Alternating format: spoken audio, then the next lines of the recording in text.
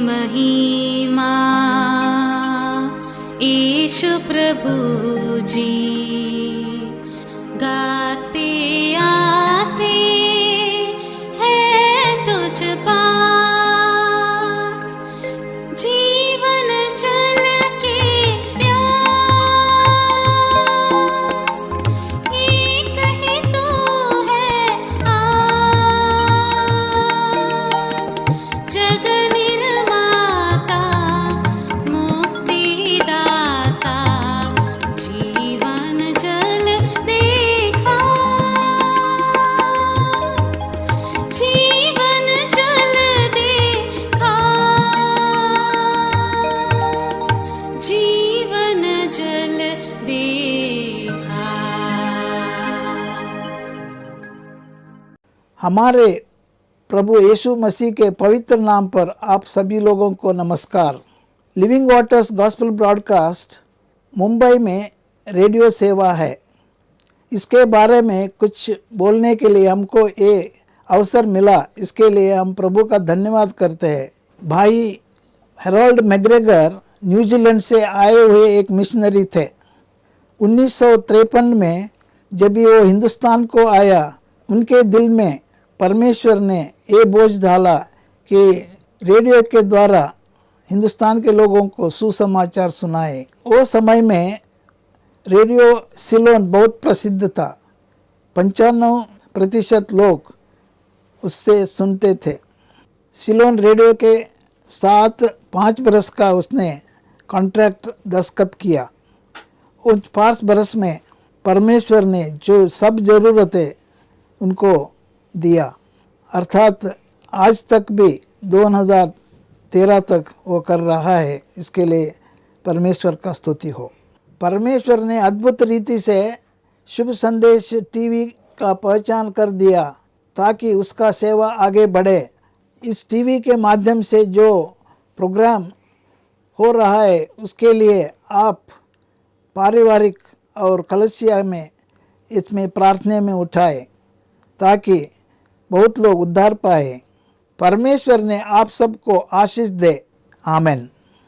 जीवन जल कार्यक्रम देखने वाले सभी दर्शकों का जगत के उद्धारकर्ता प्रभु यीशु मसीह के नाम में नमस्कार।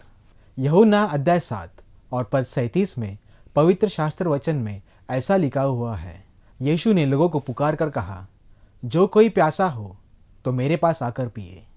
जो कोई मुझ पर विश्वास करेगा उसके हृदय से जीवन जल की नदियाँ बह निकलेगी। क्या आप जीवन में प्यासे हैं या सच्चाई की तलाश में हैं?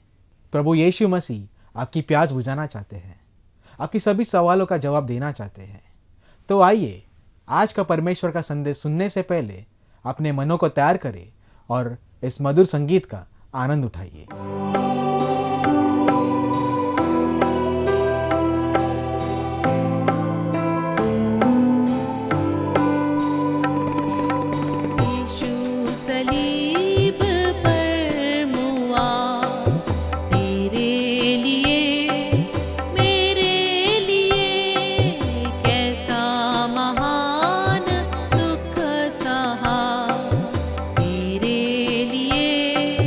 मेरे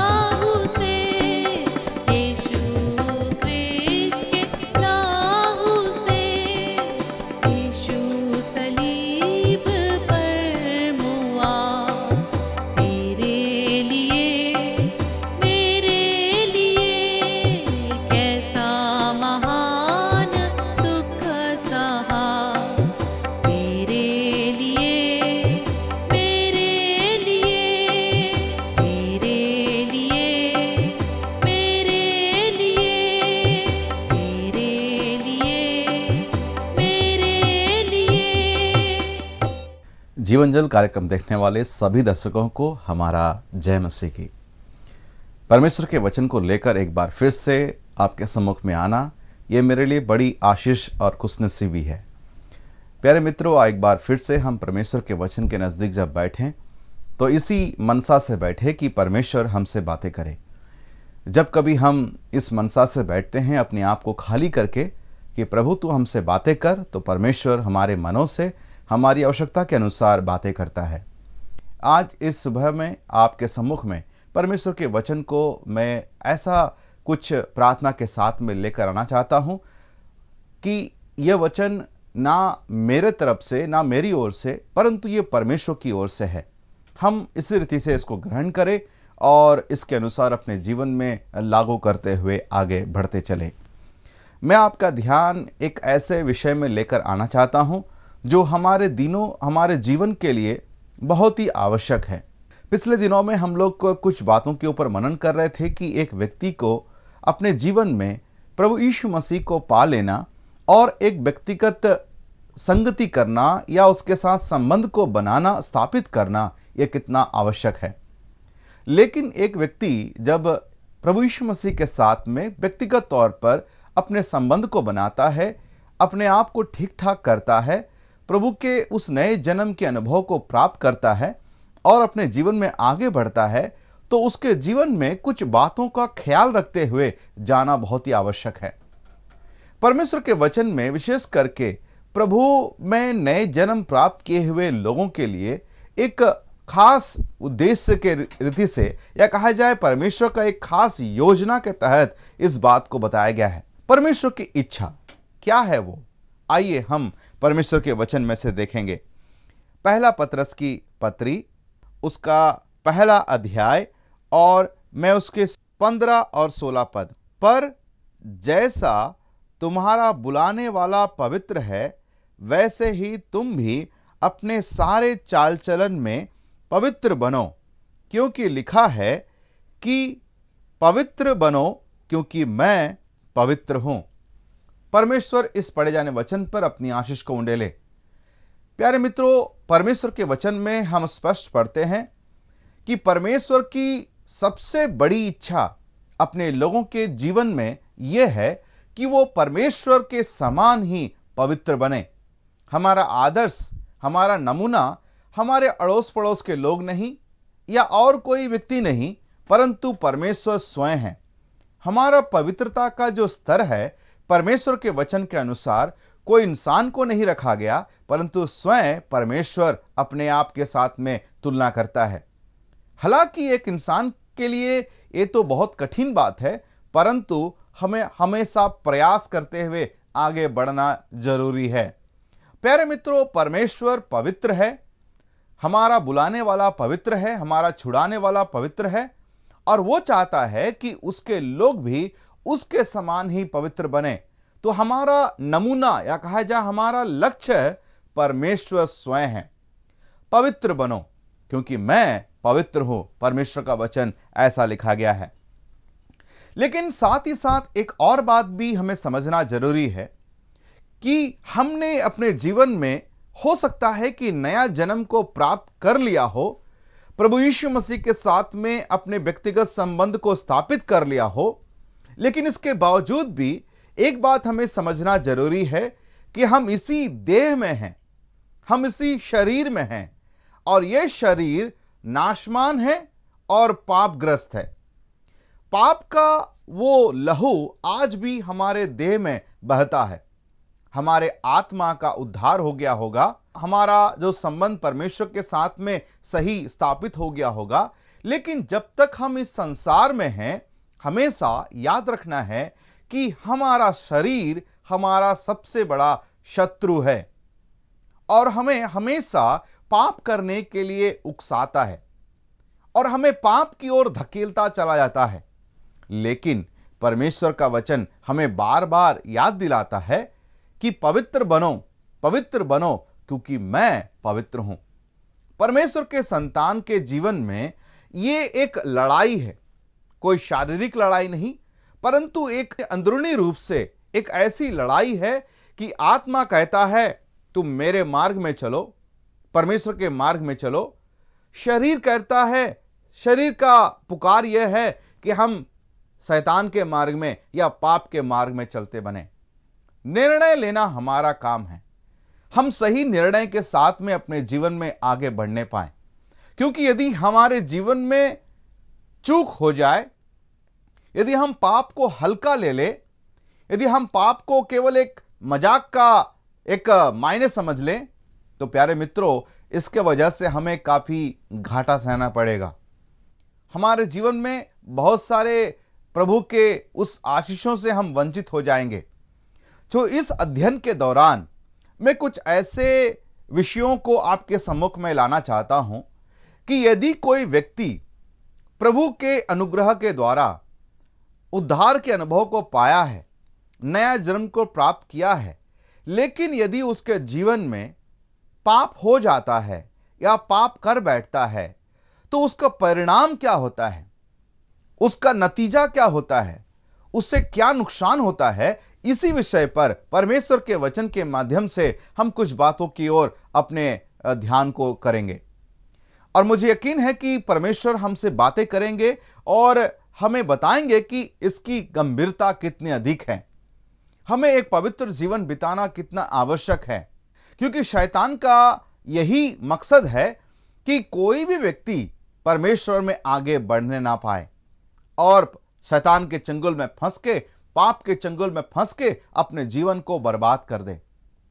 प्यारे मित्रों, पहली बात या कहा जाए पहला परिणाम जो एक व्यक्ति के जीवन में उद्धार पाने के बाद, नया जीवन पाने के बाद यदि पाप कर बैठता है, तो उसका परिणाम क्या होता है या ये कैसे हो सकता है और इसका नतीजा क्या होता है, आइए कुछ बातों से हम लोग मनन करेंगे।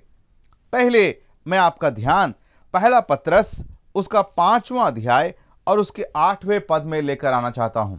यहां पर ऐसा लिखा गया है, हे नवयुवकों, तुम भी प्राचीनों के अधीन रहो, वरन तुम सब के सब एक दूसरे की सेवा के लिए दीनता से कमर बांधे रहो, क्योंकि परमेश्वर अभिमानियों का सामना करता है, परंतु दीनों पर अनुग्रह करता है।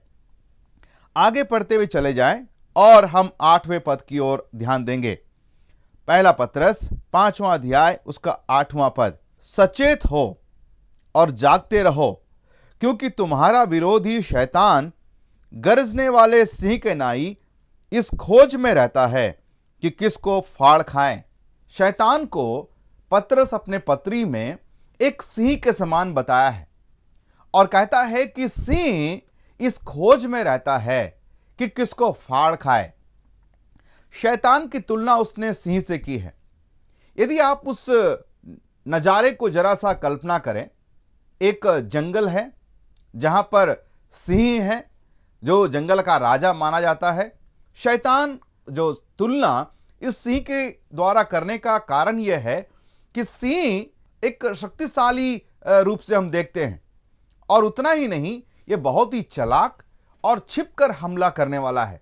कई बार कई शिकार जब जंगल से होकर गुजरते हैं, कई ऐसे छोटे जानवर, कमजोर जानवर, दुर्बल जानवर जब उस इलाके से गुजरते हैं, तो सिंह कहीं छुपा हुआ रहता है और जैसे ही देखता है कि वो जानवर मेरे दायरे में आ गया है जहां से वो छलांग मारकर उसे दबोच सकता है, तो जैसा ही जानवर उसके दायरे में आता है, वैसा ही उसके ऊपर छलांग लगाकर उसे फाड़ कर उसे खा लेता है।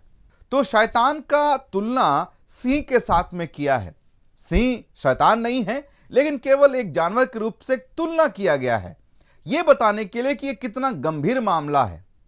प्यारे मित्रों, एक बात हमें समझना जरूरी है और वो ये है कि सिंह हमला उसी के ऊपर करता है जो उसके दायरे में आ जाते हैं, जो उसके दायरे में आ जाते हैं, जहां से उसके ऊपर उसको छलांग लगाने में आसानी हो जाती है, उसके ऊपर झपट कर फाड़ कर खाने में आसानी हो जाती है। सिंह उसके ऊपर हमला नहीं कर सकता जो उसके दायरे से बाहर है, जो बहुत दूर है, जो उसके आसपास भी नहीं घूमता है, जो काफी दूर से विचरता है। इससे एक बात समझ में आता है, परमेश्वर के वचन में जब शैतान को सिंह के रूप से बताया गया है, इसका मतलब एक बात सामने आती है कि पाप उसी को जकड़ सकता है जो उसके साथ में खिलवाड़ करता है। इसका मतलब होता है कि जो व्यक्ति ऐसे दायरे में चले जाता है या अपने कदमों को ऐसे राह में ले चलता है जहां पर वो उतना गंभीर नहीं है, या कहा जाए लापरवाही से उस पाप को एक हल्का समझकर, एक मजाक समझकर उस दायरे तक पहुंच जाता है, शैतान या कहा जाए पाप उसे अपने चपेट में ले लेता है। ये इस रीति से बताया गया है, इट्स लाइक ए ट्रैप जिसको बोलते हैं, मतलब एक बिछाया गया जाल, फंसाने के लिए, पकड़ने के लिए एक जाल बिछाया गया है। प्यारे मित्रों, पाप और एक मसीही जीवन, एक नया जन्म पाया हुआ व्यक्ति पाप से जितना दूर हो सके उतना ही रहना अच्छा है। जितना दूर हो सके उतना ही रहना अच्छा है, क्योंकि पाप हमेशा पकड़ता है, या कहा जाए पाप हमेशा फंसाता है। यही बात हम लोगों ने इस पत्री में जो पत्रस लिखता है उसके द्वारा हम लोगों ने सीखा है। यदि कोई भी व्यक्ति उसके दायरे में पहुंच जाए, पाप को अगर हल्का मान ले, खिलवाड़ का एक जरिया मान ले, या उसको मजाक समझ ले और आगे बढ़े, जरूर वो फंस जाएगा। कई बार आपने भी सुना होगा या आपने अपने जीवन में अनुभव भी किया होगा, पाप को कई लोग हल्का मान लेते हैं।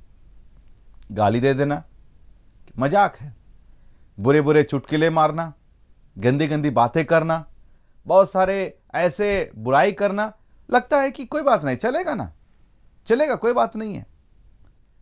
कुछ बुरा आदत, कुछ बुरी संगति, एक बार चले, कोई बात नहीं, आज का तो बात है, कोई बात नहीं, नया जन्म प्राप्त किए हैं, लेकिन चलेगा। ये चलेगा चलेगा वाला स्वभाव आपको धीरे धीरे शैतान के दायरे में लेकर के जा रहा है। पाप को आप मौका दे रहे हैं कि आपको वो पकड़ ले। और मैं बता दूं प्यारे मित्रों, ये एक चारा है आपको फंसाने के लिए। शैतान कभी भी आपको एक बार में आकर झपटा नहीं मारता है, वो धीरे धीरे मौका देखता है कि आप पूरी रीति से उसके दायरे में पहुंच जाएं। वो धीरे धीरे आपके जीवन में प्रवेश करना आरंभ करता है। कई लोग इस बातों को बहुत गंभीरता से नहीं समझते हैं और वो उस काम को बहुत ही हल्का मान करके चलते हैं। मैंने कई लोगों के जीवन में देखा है, नया जन्म तो प्राप्त किया है, प्रभु को पा लिया है, सब कुछ जान चुके हैं, लेकिन उनके जीवन में एक कमजोरी आ जाती है। वो कमजोरी क्या है? उनको लगता है कि प्रभु के संगति में आना, प्रभु के वचन को सीखना, प्रभु के लोगों के साथ में संगति करना, आराधना करना, या उतना ही कंपलसरी नहीं है, या कहा जाए कभी कभार मौका मिले तो कर ले, वरना दूर भी रहे तो भी कोई दिक्कत नहीं है। इसके कारण कई नौजवान और कई सारे ऐसे लोगों को मैंने देखा है कि वो संगति से धीरे धीरे दूर रहते हैं। कभी महीने में 2 बार आ गए, 2 बार छूट गया। कई बार ऐसा होता है महीने में केवल 1 बार आए, बाकी 3 हफ्ता नहीं है। जीवन में संगति नहीं है, जीवन में लोगों का साथ में उठना बैठना नहीं है, प्रभु के लोगों के साथ में उठना बैठना नहीं है, प्रभु का वचन सीखने को नहीं मिल रहा है। क्या कर रहे हैं हम धीरे धीरे शैतान के दायरे में चले जा रहे हैं, पाप के दायरे में चले जा रहे हैं। जैसे ही एक व्यक्ति परमेश्वर के संगति, परमेश्वर के लोगों के साथ संगति से दूर होता है, शैतान के दायरे में चला जा रहा है और शैतान उसे पकड़ने के लिए तैयार है। पहला परिणाम यही है कि उसको दबोच ले। प्रार्थना करने का जीवन जरा सोच करके देखिए। प्रार्थना करना, कई बार कई लोग इसको हल्का ले लेते हैं। परमेश्वर के वचन में हम ये भी पढ़ते हैं कि प्रार्थना नहीं करना ये एक पाप है। क्या आपको पता है? परमेश्वर के लोगों के लिए, नया जीवन प्राप्त किए हुए एक परमेश्वर के संतान के लिए प्रार्थना नहीं करना भी एक पाप है। परमेश्वर के वचन को ना पढ़ना, प्रभु के लोगों के साथ में संगति नहीं करना, यह परमेश्वर के वचन के खिलाफ हम कर रहे हैं। उतना ही नहीं, परमेश्वर की आज्ञाओं का उल्लंघन कर रहे हैं। और सबसे बड़ी बात है, हम अपने पैरों में कुल्हाड़ी मार रहे हैं। इसका मतलब क्या है? हम मौका दे रहे हैं शैतान को, पाप को, कि वो हमें आकर के दबोच ले। प्यारे मित्रों, एक बहुत बड़ी लड़ाई है, हमें समझना जरूरी है। ये हम अपने सामर्थ, हमारे बुद्धि ज्ञान के द्वारा लड़ नहीं सकते। ये शैतान, ये सिंह के समान इसलिए तुलना किया गया है क्योंकि ये बहुत ही ताकतवर एक जानवर है। हम उसके सामने में कुछ नहीं रखते, बिल्कुल कमजोर और निर्बल हैं। हम केवल बलवान इसलिए हैं क्योंकि प्रभु हमारे साथ खड़ा रहता है। अगर प्रभु को हमारे जीवन से दूर कर दिया जाए तो हम तो बिल्कुल कमजोर हैं। शैतान हमें मार के पूरी चीर फाड़ करके रख सकता है। इसी वजह से परमेश्वर के वचन में इस बात को बताया गया है, पवित्र बनो जैसा मैं पवित्र हूं। वो कैसे हो सकता है? एक व्यक्ति पाप से अपने आप को दूर करके प्रभु के साथ में अपने जीवन को चलाते हुए आगे बढ़ने वाला व्यक्ति थोड़ा सा भी मौका पाप को ना दे। प्यारे मित्रों, हो सकता है कि आपके जीवन में कई सारी ऐसी कमजोरियां होगी, दूर कर दे उन बातों को। कोई ऐसे मादक द्रव्य आप पीते होंगे, दूर कर दे। पहले बहुत करते थे, अभी थोड़ा कर रहे, ना करें। प्यारे मित्रों, बहुत सारी ऐसी बुरी आदतें होंगी जो आप जानते हैं, गुप्त बातें हैं, ना करें। पवित्रता का मतलब है संपूर्ण पवित्रता, आधा आधा नहीं चलेगा। परमेश्वर चाहता है कि संपूर्ण रीति से हम परमेश्वर को अपना नमूना मानते हुए हम पवित्र बन करके चले।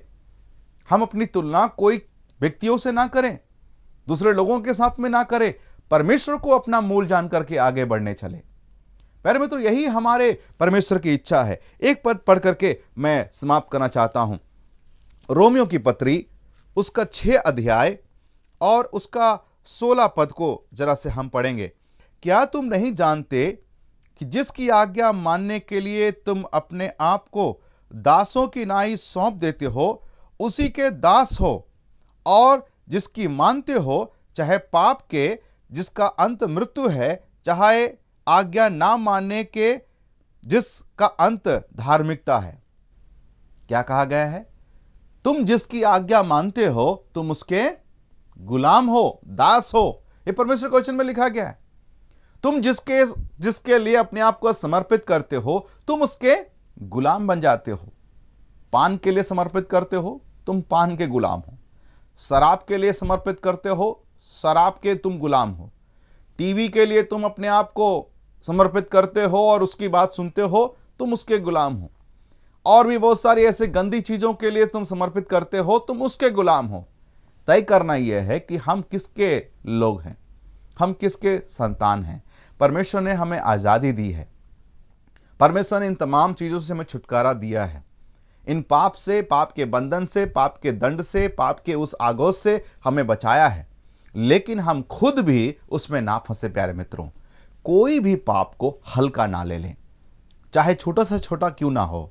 ये हमें कमज़ोर कर देता है, ये हमें फंसा देता है, ये हमें शैतान के दायरे में ले जाता है और अंत बुरा होता है। वो शैतान हमें चीर कर, फाड़ कर फेंक देगा। उसके बाद में कुछ नहीं हो सकता। प्यारे मित्रों, पहली बात जो हम पढ़ रहे थे वो ये है, पाप किसी भी व्यक्ति को अपने दायरे में ले लेता है और एक शैतान का बिछाया हुआ जाल है जो हमें मार कर, फाड़ कर, खत्म करने के लिए किया गया है। परमेश्वर चाहता है कि मैं और आप पाप से अपने आप को दूर रखें, और ना केवल पाप से दूर रखें परंतु पवित्रता की ओर अपने कदम को बढ़ाएं, आगे बढ़ते चले, ताकि प्रभु की महिमा होने पाए हमारे जीवन के द्वारा। प्रभु चाहता है कि हम एक ऐसा जीवन को बिताएं जिससे परमेश्वर का जो स्वभाव है, जो उसके गुण हैं, वो छलकने पाए।